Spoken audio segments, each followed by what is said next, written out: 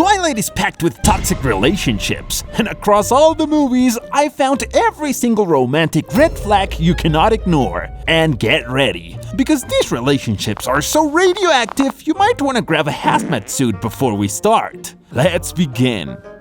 At the very bottom of the barrel of toxicity, we've got Swan. Yeah, Bella's dad. Now look, before you activate your confused monkey face, let me explain. The man's alright. Not the best dad ever, but he has a couple of things worth mentioning. Like his biggest red flag. The guy just doesn't talk. Ever! He bottles everything up, and when things get wild with Bella, instead of understanding her, he pretends he's emotionally blind. Somehow he doesn't see it, and the worst part is that he punishes her instead. Other than that, he spends his time fishing, taking care of that beautiful mustache, and letting his daughter do whatever she wants. Not great parenting. But hey, he could be worse. He's that kind of dad who, if you told him about your trauma, he'd just say, "Well, hang in there, kid." Well, at least he didn't abandon Bella like Mama Renée did. Speaking of mothers, let's talk about Esme. Everyone loves Esme, the perfect mom who makes pancakes and gives warm hugs. So yeah, she's sweet, but maybe too sweet. So much that it's actually dangerous. And how is this a problem? Well, she's way too submissive. She's the kind of person who'd apologize if you ran her over. She'd say something like, "Oh, sorry, I was in your way. Are you okay?" Not a drop of malice in her body. But that's exactly why she ends up being treated like a doormat. For example, she always agrees with whatever Carlisle says, no matter what it is. But she has something worse. Her favoritism for Edward. Off the charts! She literally told him to do whatever it took to get his loved one, even if Bella died in the process. Girl, what? In a relationship, Esme's the type who'd endure anything just to keep the peace. And in her human life, that's exactly what she did. Well, now we're wading a little deeper into the swamp of toxicity. And here comes Emmett. Aw, Emmett. He's that big, friendly teddy bear everyone loves. Harmless and goofy, until you realize his biggest red flag can be summed up in one word.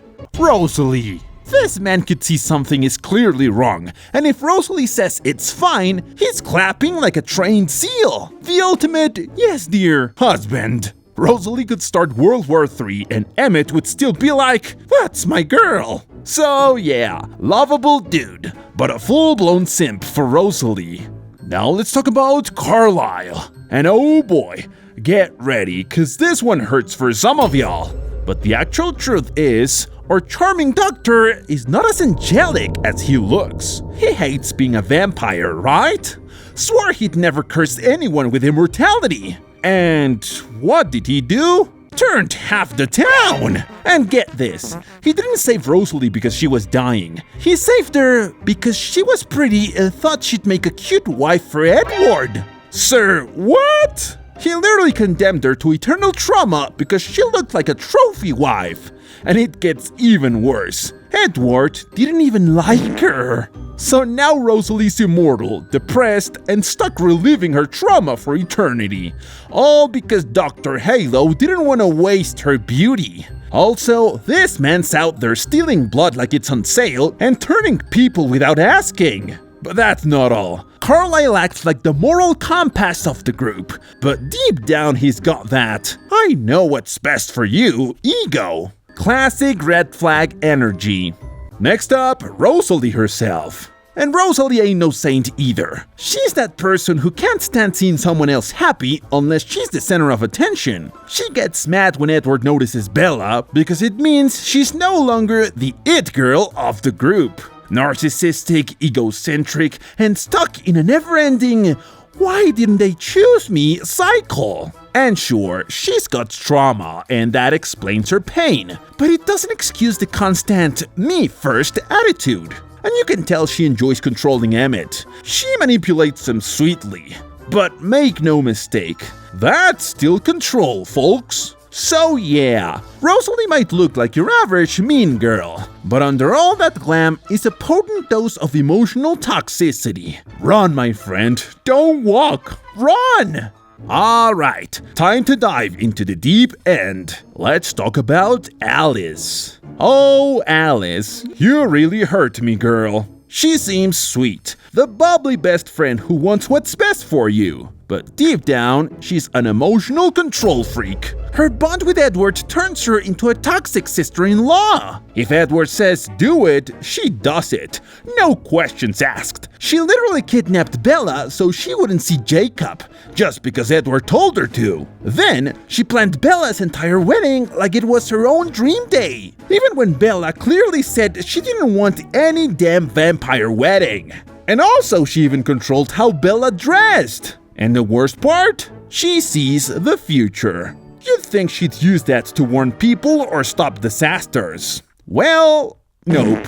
She uses it to manipulate you into doing what she thinks is best. Alice is that friend who, after your breakup, goes, "I knew he was bad news," but never warned you when you were still together. So, just give us the lottery numbers, girl, and we okay. Now, Jasper. Oh boy, Jasper gives me the creeps sometimes. First, let's talk about his power. He can control emotions, and that alone already sounds dangerous in a relationship. He can make you feel happy, sad, guilty, whatever he wants. And now, add the fact that he barely controls himself, and he's always one blood whiff away from snapping. And before he joined Team Good Guy, my man was a Confederate soldier. Yup, fighting literal wars for superior races. And here we have to talk about something no one has ever thought about. The fact that the former Confederate soldier was assigned to control the black lawyer. Mr. Jenks? Like, man, that's a wild HR decision. Now, he's obsessed with Alice, not just because he loves her, but because she's his emotional crutch. She's his emotional fix, his drug of choice. He's addicted to how happy and pure she is, because he's haunted by his own mess. So yeah, Jasper's the guy who makes you feel guilty for his emotions and then says, "I cannot help it." Sir, therapy, that's it. Now let's move on to Bella Swan, the queen of emotional damage. Bella is always suffering, always the victim, and she uses her sadness to emotionally trap Edward. She's the perfect example of how a relationship can erase your entire identity. The second Edward shows up, poof, no more friends, no dad, no personality, just Edward. That's it. And here comes the worst part. When he leaves, she literally jumps off a cliff just to hallucinate him. Girl, that's not love. That's codependency on steroids. And let's not forget, she totally used Jacob. Straight up used him just to feel loved when Edward dumped her. She kissed him, let on him, made him feel like he was on top of the world, and then shoved him back into the friend zone the moment Edward came back. Girl, you crazy. And here we are, the king of all red flags himself, Edward Cullen. This man is the final boss of toxic relationships. A literal century-old man creeping on a high schooler. He sneaks into her room at night to watch her sleep, breaks her car so she can't see anyone else, emotionally blackmails her into marriage by saying it's the only way he'll turn her into a vampire. Says things like, "You don't know what you're saying," and "It's for your own good." Bro, that's manipulation 101. And he's got Bella convinced she cannot live without him. Like, sir, she had a life before you. Edward is the walking checklist of what not to date.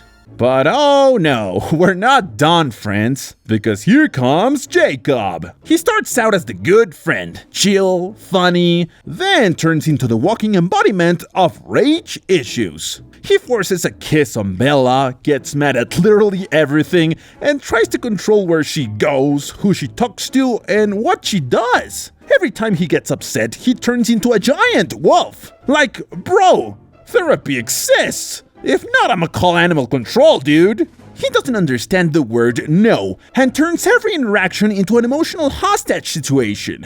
And let's not forget, he imprints on Bella's baby. A baby! And yeah, he couldn't control it, whatever.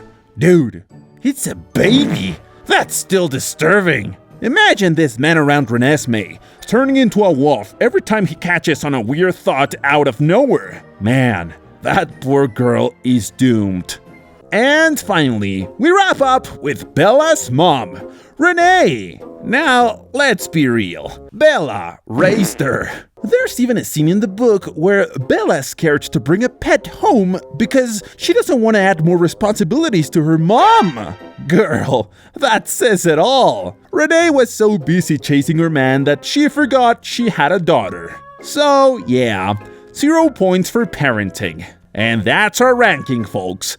Now tell me, who would you have stayed with? Do you have any other video ideas for red flags in movies or shows? Drop it in the comments. Or if you're like Bella and love a little suffering, well, we already know your answer.